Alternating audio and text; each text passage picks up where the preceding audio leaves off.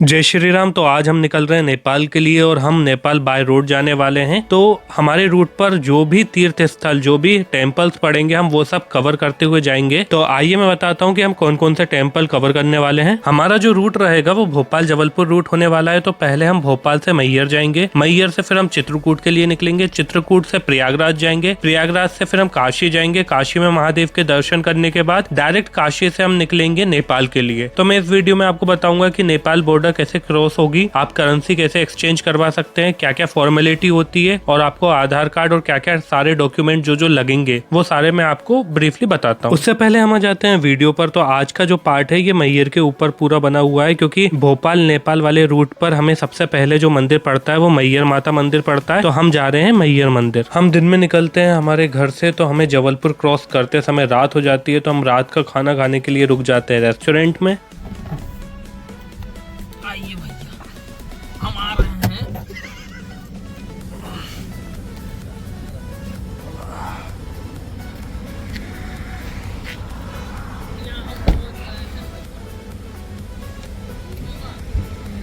अरे यार तू हज मत कर यार, एमपी में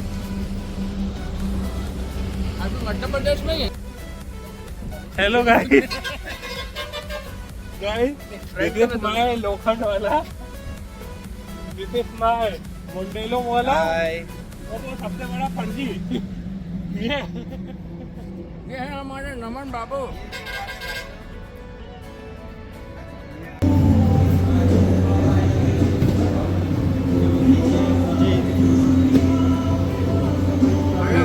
नेमडा किंग कॉन्ग।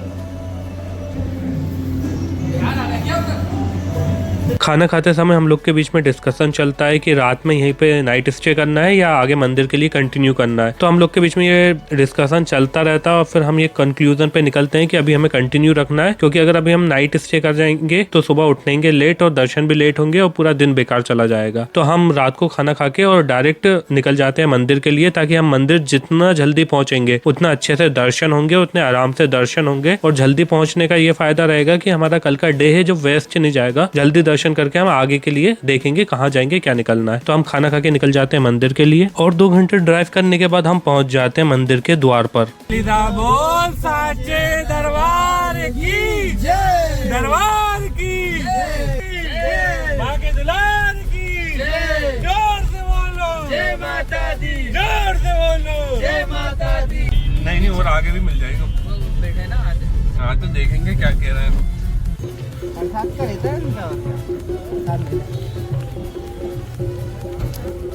मेरे पीछे क्यों हो रहा? हम पहुंच गए मैहर शारदा माता मंदिर। यहाँ कार पार्किंग में हमारी कार पार्क कर हम निकल जाते हैं मंदिर के तरफ। सब लोग मैहर शारदा माता मंदिर कहते हैं, हम लोग भी मैहर कहते हैं। एक्चुअली मैहर है, मैहर शारदा माता मंदिर। मैहर मतलब इस जगह का नाम मैहर है, मंदिर का नाम शारदा माता मंदिर है। ये शारदा माता का मंदिर मध्य प्रदेश के सतना जिले के मैहर में स्थित है। हम यहाँ पर सुबह 4 बजे पहुँच गए थे और जिस दिन हम पहुंचे थे उस दिन नवरात्रि का पहला दिन था। हमने सोचा था पहला दिन है, भीड़ कम रहेगी और सुबह हम जल्दी पहुंच जाते हैं। 4 बजे जैसे सुबह हम जल्दी पहुंच गए हैं तो भीड़ कम मिलेगी, लेकिन जैसे जैसे हम आगे बढ़ रहे थे मंदिर की तरफ, वहां जाकर हम देखते हैं तो बहुत भीड़ थी। आपको मैं वीडियो में आगे दिखाता हूँ। अगर आप लोग भी मैहर आना चाहते हैं तो यहाँ आप चारों तरीके से आ सकते हैं। बाय रोड भी आ सकते हैं, वो आप गूगल मैप के थ्रू आ सकते हैं। अगर आप ट्रेन से आ रहे हैं तो आप डायरेक्ट मैहर रेलवे स्टेशन आ सकते हैं। मैहर रेलवे स्टेशन से जो माँ शारदा टेम्पल मैहर है उसका डिस्टेंस जो रहेगा वो आपको 6 से 7 किलोमीटर पड़ेगा, जो 20 मिनट में ऑटो आपको आराम से छोड़ देगी। और आपको मैहर रेलवे स्टेशन की डायरेक्ट टिकट नहीं मिल रही है तो आप जबलपुर आ जाइए, फिर आपको जबलपुर से मैहर की ट्रेन आराम से मिल जाएगी। और अगर आप फ्लाइट से आ रहे हैं तो पहले आपको जबलपुर जाना पड़ेगा, फिर जबलपुर से आपको ट्रेन लेके मैहर रेलवे स्टेशन तक आना पड़ेगा, फिर वही वहां से आप 6 किलोमीटर मंदिर पड़ेगा तो आप आराम से आ सकते हैं। और अगर आप नियर बाय रहते हैं तो वो फिर आपको बस से आना पड़ेगा, वो तो आपको इजिली पड़ेगा। बाकी बस का जो ऑप्शन रहेगा दूर वालों के लिए, उनके लिए बस का ऑप्शन अच्छा नहीं रहेगा। आपके लिए सबसे बेस्ट ऑप्शन जो रहेगा, आप ट्रेन से आइएगा। आप आप कहीं से भी आ रहे हैं, आपको डायरेक्ट मैहर की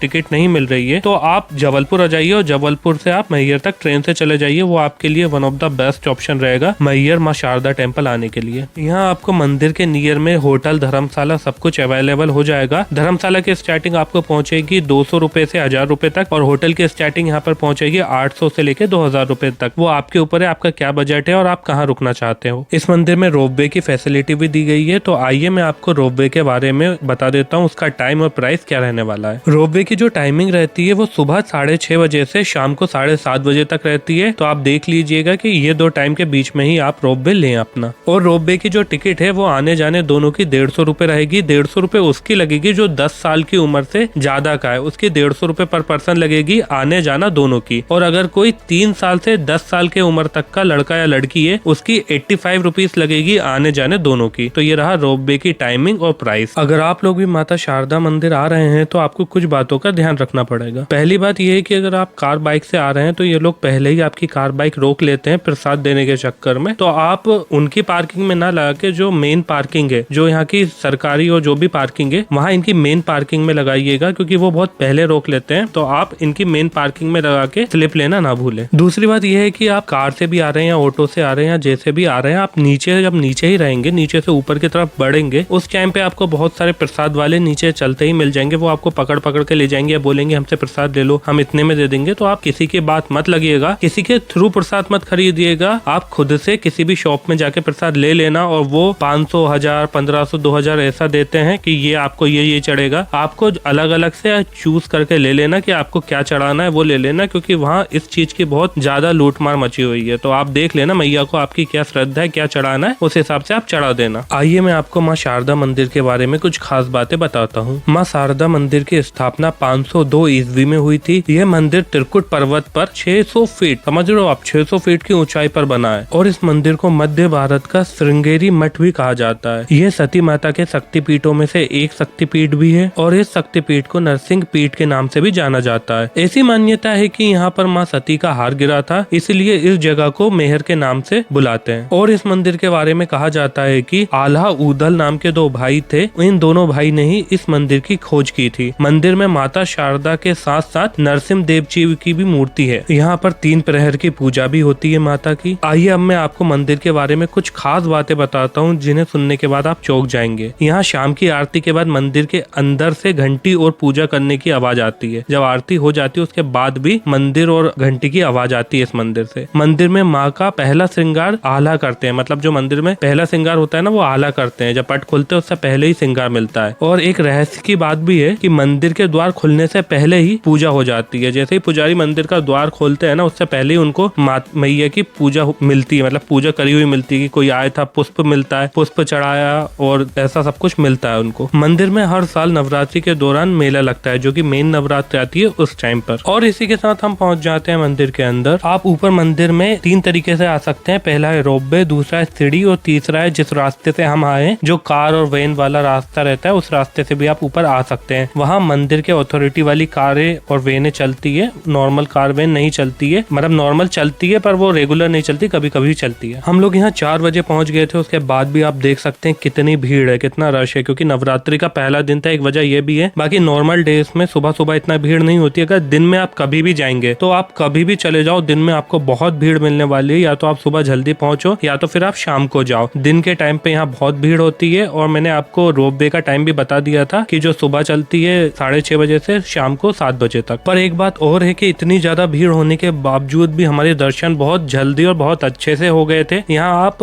दर्शन करने के भी 2 तरीके हैं। लोग बाग क्या पहले ही जो यहाँ से एंट्री लोगे आप, तो लोग बाग यहाँ से एंट्री लेके दर्शन करके बाहर निकल जाते हैं। उनको ये नहीं पता रहता है बाहर निकलने के बाद पीछे एक और लाइन रहती है जहाँ से री एंट्री की जाती है, फिर आप डबल से आइए ताकि आपको और आगे से दर्शन होंगे। तो लोग बाग क्या करते हैं, पहले ही निकल जाते हैं। मैं आपको बताऊंगा वो वाला रास्ता। ये जो पीछे दिख रहा है आपको वीडियो में, ये जो सेकंड रास्ता, इधर से लोग बाग ये आ रहे हैं, और ये जो दूसरा सीढ़ी ऊपर चढ़ रहे हैं ना पीछे साइड से, पीछे साइड है, यहाँ से तो दर्शन करके आ रहे हैं, ये तो पूरा हो गया। पर इसके साइड से जो ऊपर चढ़ रहे हैं ना, वहां से भी आप अंदर जाइएगा ताकि आपको फर्स्ट रो से दर्शन होंगे, एकदम पास से, जहाँ आप खुद ही मैया को प्रसाद और बाकी सब चीजें चढ़ा सकते हैं, चुनरी वगैरह जो आप साथ लेकर आए हैं। मैया के दर्शन हमें बहुत अच्छे से हो जाते हैं। जैसे मैंने आपको बताया वैसे आप करेंगे तो आपके दर्शन भी बहुत अच्छे से हो जाएंगे। कोई भी वहाँ धक्का धुक्की नहीं होती, आराम से दर्शन हो जाएंगे। मैया के दर्शन करने के बाद हम काल भैरव के दर्शन करते हैं। काल भैरव के दर्शन करना जरूरी है। अगर आप लोग भी आ रहे हैं तो वो जो मैंने रास्ता बताया था पीछे से इधर आते हैं तो काल भैरव के दर्शन हो जाएंगे। यहाँ भी आप प्रसाद चढ़ा सकते हैं। काल भैरव के दर्शन करने के बाद फिर हम निकल जाते हैं पीछे साइड। काल भैरव आप जाएंगे किसी भी माता मंदिर में जाएंगे आप, मतलब दुर्गा जी के किसी भी मंदिर में जाएंगे, मैया के मंदिर में, वहाँ आपको काल भैरव का मंदिर जरूर से दिखेगा। काल भैरव महादेव के ही एक अवतार है और साक्षात महादेव ने काल भैरव को यह आदेश दिया है कि जहाँ जहाँ शक्तिपीठ है वहाँ वहाँ काल भैरव उनकी रक्षा करने के लिए तैनात रहेंगे। तो जहाँ जहाँ शक्तिपीठ आपको दिखेंगी ना वहाँ वहाँ काल भैरव का मंदिर आपको जरूर से दिखेगा। वो मैया के शक्तिपीठ की आज भी रक्षा कर रहे हैं। मैया और भगवान काल भैरव के दर्शन पूजा करने के बाद अब हम तैयारी करने लग जाते हैं मंदिर से निकलने के लिए। हम जिस रास्ते से आते हैं उस रास्ते से नीचे नहीं जाते हैं। हमारा जो नीचे उतरने का रास्ता रहता है हम सीढ़ी के थ्रू नीचे उतरते हैं, क्योंकि हम जिस रास्ते से आए थे वो कार और वैन वाला रास्ता था, वहाँ कोई सीढ़ी नहीं थी, क्योंकि चढ़ने के लिए वो रास्ता बहुत सही है और उतरने के लिए सीढ़ी सही है, तो इसलिए हम सीढ़ी से उतर रहे हैं। और हम जिस टाइम पे आए थे मंदिर में और जिस टाइम से मंदिर से जा रहे हैं वो टाइम रोपवे की कोई भी फैसिलिटी काम नहीं करती, इसलिए हम पैदल ही आए थे, पैदल ही जा रहे हैं। अगर रोपवे भी पड़ता तो भी हम रोपवे से नहीं आते, क्योंकि हम मंदिर में पैदल ही आते हैं और पैदल ही जाते हैं ज्यादातर। इसी के साथ नेपाल व्लॉग के पार्ट 1 को यहीं पे करते हैं एंड। और अब मॉर्निंग में ही हम मैहर से निकल जाएंगे चित्रकूट के लिए, क्योंकि अब मॉर्निंग में आराम करने से कोई मतलब नहीं है। हम पहले चित्रकूट ही निकल जाते हैं, क्योंकि यहाँ से चित्रकूट ज्यादा डिस्टेंस में नहीं है, हम 4 घंटे में चित्रकूट पहुंच जाएंगे। तो आप देखिए हमारे नेपाल व्लॉग के सेकंड पार्ट में कि हम चित्रकूट कैसे पहुंचते हैं, वहाँ रास्ते में क्या क्या करते हैं, रास्ते में आपको क्या करना चाहिए, और चित्रकूट में आपको कहाँ कहाँ दर्शन करने हैं, क्या स्टे रहेगा, कहाँ फूड अच्छा मिलेगा, कौन सा आपके लिए बेस्ट ऑप्शन रहेगा स्टे करने का, और मंदिर की टाइमिंग क्या है, क्या आपको दर्शन करने का क्या बेस्ट टाइम रहेगा, सारी A to Z डिटेल हम चित्रकूट से रिलेटेड आपको नेक्स्ट पार्ट में देने वाले हैं। आई होप मैहर शारदा माता मंदिर से रिलेटेड वीडियो आपके लिए यूजफुल रहेगी। और अगर आपने अभी तक मेरे चैनल को सब्सक्राइब नहीं किया तो चैनल को सब्सक्राइब करें, वीडियो को लाइक शेयर करें। Thank you.